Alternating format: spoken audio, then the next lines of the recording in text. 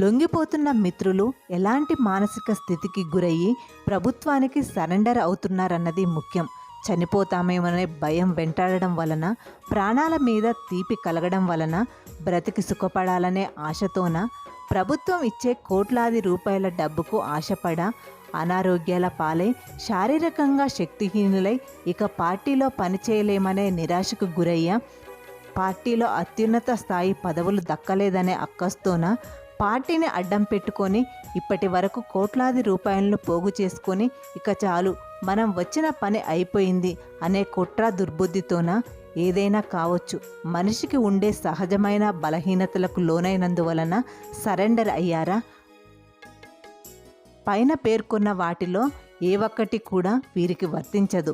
నా పూర్తి విశ్వాసం, నా విశ్వాసానికి ఇప్పటి వరకు వారి జీవించిన కఠోరమైన జీవితమే గిడ్రాయి. ఈ నేలపైన ఎర్ర జెండ ఎల్లకాలమెగరాలని, ఈ లోకమంత కమ్యూనిస్టు సమాజంగా మారాలని,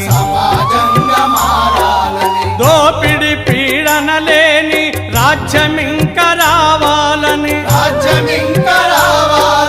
కలలు గన్నడమ్మా. మరి ఏ ప్రయోజనాన్ని ఆశించి ఈ లొంగుబాటు?